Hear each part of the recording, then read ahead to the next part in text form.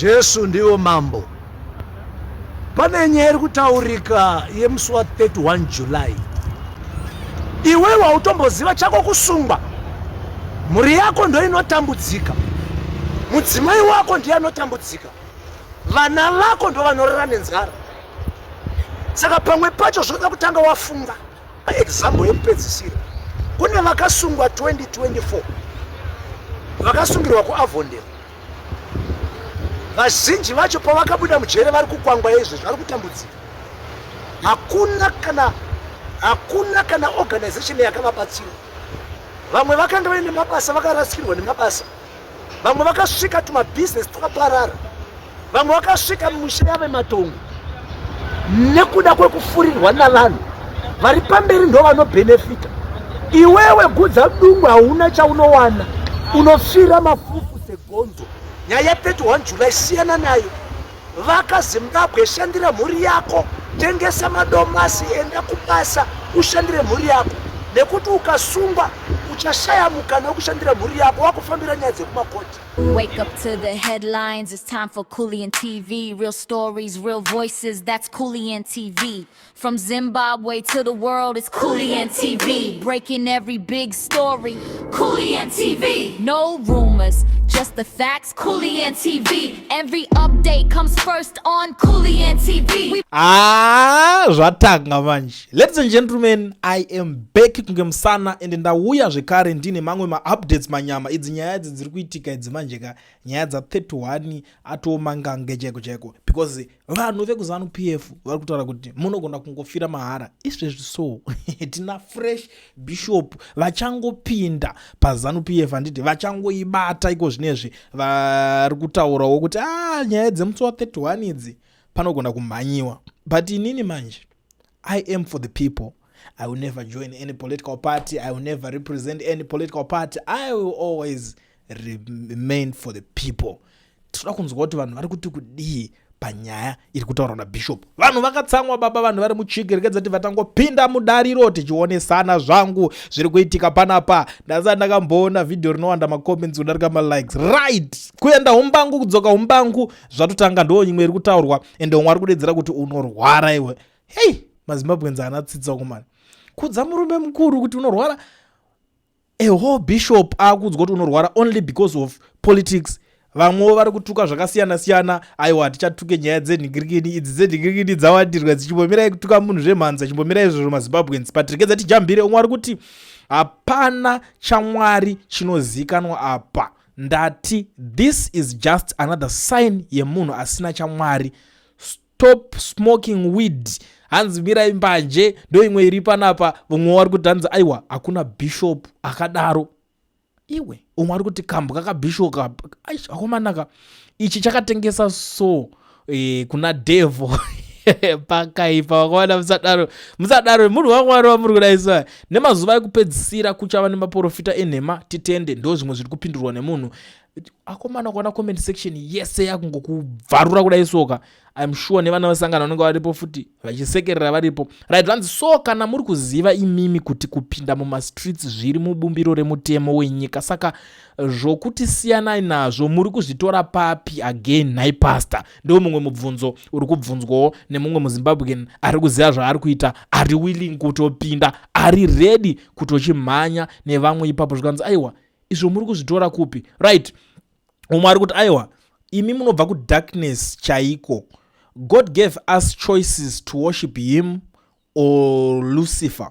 Imi somufundisi motendera kuti isu sezvizvarwa zveZimbabwe tisave nechoice, tingoudzwa zvekuita. Imi mombava mwana wani chaizvo chaizvo. Komanaka pakaipa. Same applies with those who support the ruling party. They do just because they want to eat. Ndo rimwe shoko riripo ari kupindura pane nyaya yanga iri kutaurika zvichinzi kune vamwe vanhu vari kubenefita nemademonstrations iwayo. Iwewe ukazongobatwa uchazosungirwa mahara. Ndo mamwe maissues anga ari kutaurwa naBishop panapa pane nyaya yavo vanga vari kutaura but pakaipa. Umwe ari kuti Bishop, I'm afraid to say anything to you but uyu ndatomboona mwana wesangano wacho, I'm sure, because how can you be afraid of saying something to him? Iwo wakatarisana nawe, vamwe vari kungotaura zvavanoda. Ava baba ava title yekuti bishop vari kuiwana picha izvo. Manje mabhishopu zvaanoparidza zvimwe zvinonwisa mvura, idzi ndibhishopu wezanu kani, ndo mamwe mashoko ari kutaurwa nemumwe munhu wopanapa ari kutaura zvikatsa iwe ko uri kumbovhundukeko naye mudhara iwewo kutomisa tsinga dzemusoro kutaura rubbish. maZimbabweans, come on. Akaona musadaro akawana ndo chokwadi. Manga makati Cape 3 ichirukwa, all opposition were given money kuti nyararai, mawe kushandiswa futi, ndo rimwe shoko rakutaurwa. Zvimwe zvacho komana ngati tichibudisa proof. Ndandiri kutaura recently pane nyaya yaChamisa, bozi vanhu vaita Chamisa akatengesa struggle akaita sendekati aiwa inandirambe zvamukutaura bozi ndimi maZimbabweans, maybe mune information dzacho dzakazara, but ZANU-PF mazira ndoita ikatokupa mari ndozvizivi zvinobuda pachena. Like recently mukanya akabvuma dhiri remita akatoti aindose chidhiri ichocho, ende vakatoti tikupe mari yacho deposit kuti ibude. Baba tangai matotaura kuti muri kutambira mari yacho, kozi vanhu ndinga kusvika kuti ukaitora ukaregedza kuzoibuditsa mari yacho ukazoregedza kuita zvatinenge takawirirana.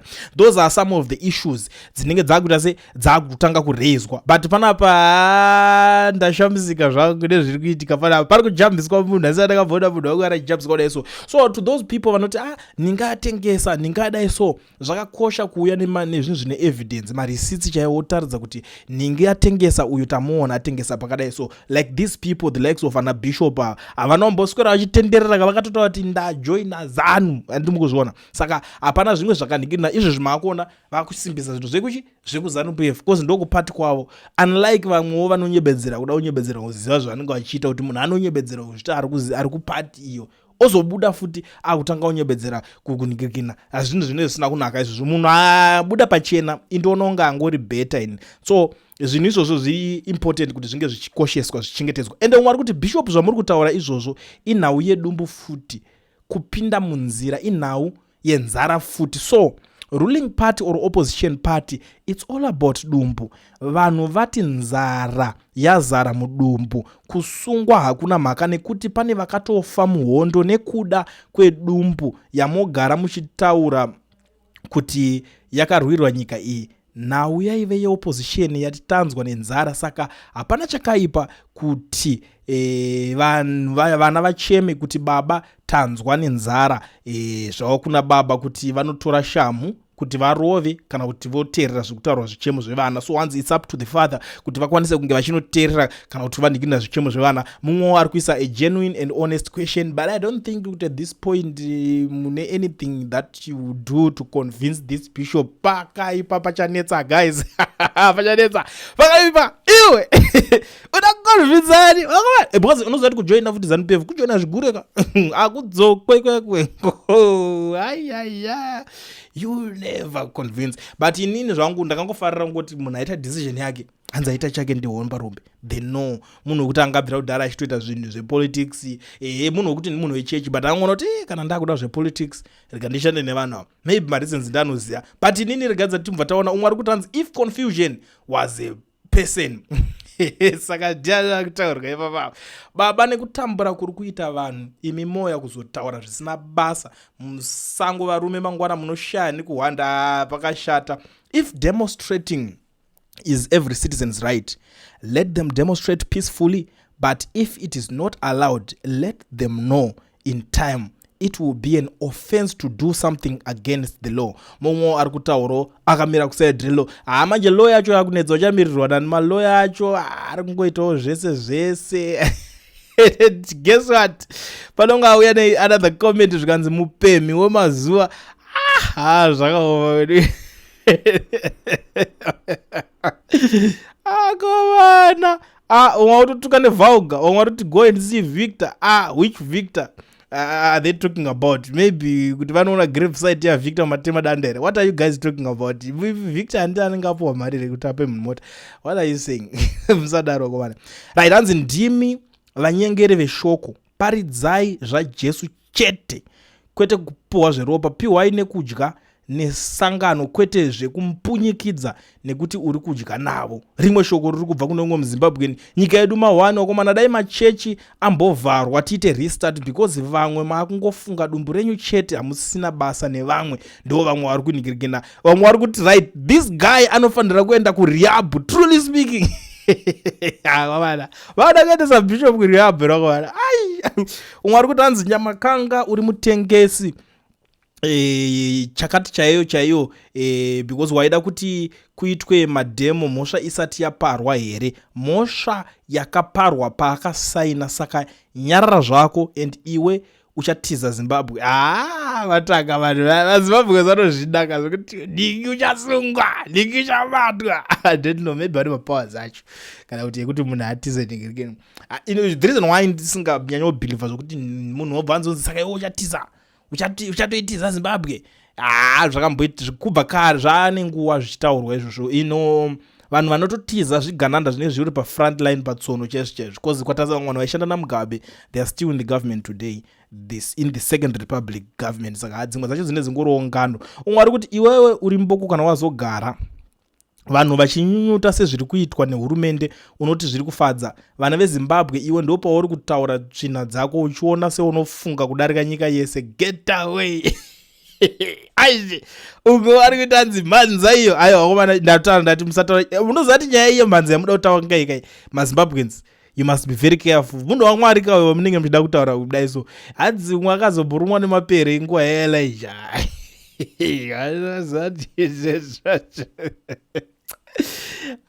Ndatizoziva kuti nyaya dzemumabhaibheri dzinangoti ndinofa kutambira kure nebhaibheri because some of the issues hadzi imwe mapiritsi ako unyerere icomment ndikatijambirisai nazvo. Pane zvazotaurwa mukati momomwa. Wavana musadaro. Someone spill of strength. Shame. Musadaro, musabatanidzire maningirikini zvekuti someone sichakati sene nazvo. Especially nyaya dzepolitics dzinotukisa. And unoziva kuti munhu kutopinda zviri like this andoziva kuti ndichatukwa zvisingaiti. Hanzi mumbori bishop veiko imimi. Ko asitite alright, hanzi ko asitithe haisi kukwana here. Usatudze zvekuita mani iwewe. Rako irudo here mudhara iwewe. Ndo rimwe shoko riri kutaurwa panapa. Umwe akati uri data windi chare iwewe, makutsvaga mari necontent ikanyaramba kubuda yekwadhafu. Akazaona hati data windi ziva chechi anopinda, tisina kutaura mazita. Hondo yemachechi inoperere. Tikabva kudhemu tikunotora mota dzese dzakapuhwa varume vese vasina kudzishandira. Achatifamba ichikomendi vabaka. Ichayo ndakabhoinzwa vangano vamwe zvikanzi vanhu vachangosara vane mota chete vakapiwa hanzi vakadzi, varume vese vachada kunotorwa. But for the meantime hangu kune vamwe ndisati ndanzwa kuti vapiwa here kana vaita nyaya dzacho dziri kunetsa komana. Asi akajoina zvigure here, ndiye aimbofamba kane vanhu kauyu kozi zvigure zviri kubhadhara. Zvigure, nyaya zvigure isereda iwe. Imi vadziko vari kuba upfumi hwenyika. You are not even qualified to dish your opinion to the Zimbabwean citizens. We got your own minds to think of ourselves. Iwewe kutaura kwauri kuita uku kako uri kudya nako nonsense. Aisha pakashata. Izvi munhu wese anoqualify. In my opinions anofana, that's a free country. And you know what, inini ndotowanzozvifarira. Ndakatoona parunzi ningi ari kudai so ari kudai akunetswa nevanhu vari kuzomupopotera, ndotomhanya ipapo toti inyaya ichi todzifambira like what we always do. Uyo umwe atanga hanzi Nyamhanza wofinyamisa chiso kuda kukumbira mukuru wemazuva something. Akovana musadaro zimusoro rinenge ayo akovana yo musadaro bibi gomo ibaba endapa yasvika nguva yacho. Ndo zvimwe zvekutaurwa nevamwe kuti aiwa yasvika nguva yemazuva ekupedzisira. Vakomana ichi chakatengesa soko kuna Satani ende uri kuda mota. Musadaro maZimbabwe boy rava. bishop wezvigure toda kuva stengers. Imi zvinhu zvamunozonyora handinononyadzisira muchadzirutsa nemumhino mari dzamuri kudya, mari dzezano. Vafundisi vanhasi basa remufundisi nderekuparidza Jesu. Alright. Zvokurutsa izvo ariko vamwe mapasta aingodyayo nezano kubva kudhara, asi hamusida kuvataura, maybe manenge ari mafavorites enyu. Zvinokoitika, but you know it's funny. Changonditira funny is the way yaresponda vanhu panyaya idzodzidzi. Ndikati izvi, what about his authentic followers, his organic followers? What are they saying about this issue? Tibvira apa iwe mutengesi, akomana musadaro. Iwe muri waMwari here wamuri kudai so? Nhasi bishop vachiona. I'm sure wherever he is right now vakatorara nebhutsu chaidzo because izvi zvoda hazvidi usina kusimba. Ende unozwa kuti nyaya dzepolitics idzi manje hadzidi uri sober sense. Ndo zvimwe zvandakaongorora because imagine kuti uchitukwa 24/7 nevanhu wakazoda uchipopotero. Handiti hazvidi uri munhu wemusober sense, zvoda uri munhu webhiya weya wekuti ukaona kuti chachaya wochitotanga kutomwa. Pounomwa unotomangwana utomungwa kutotaura zvimwe, kana kuti wotomwa wotowedzera kutotrenda uchitoenda wakadaro because zvinoitwa navana veZimbabwe ka anenge atori ma1. But anyways, ladies and gentlemen, I want to thank you so much for tuning in pa1 chivhitivhiti kuli and tichionesana nyaya dzinenge dzichingoitika. Inini zvangu handisi munhu kuti ndinotora magaraji kana kuti ndozotanga ndapindira nyaya dzawo, but ndinongofarira kungonzwa kuti kana ningi protaura nyaya yakadai so ndongokuzivisayo kuti Bishop Nyama kanga vatori panguva yakaoma nemaZimbabweans because of a certain video yavaita vakaposta page kwavo. Ma-negative comments acho akawandisa baba, ukaona ma-comments akusvika kuma 800 something, but imagine kuti ma-likes anenge ari less than 100. It's something chekuti pane zvakawanda zvinenge zvichitaurika kana kuti zvinenge zvichiitika ipapa. Saka isusu tikaona nyaya idzodzo manje ndo patinobva tamhanya totokuzivisai kuti ona izvi zvaitwa munhu panapa. Saka kana pachinge pane mumwe garai manditega ikoko ndipfure nekupeji kwake kuti ndiani umwe futi ari kuiswa panguva yakaoma nevaZimbabwe because papisa baba.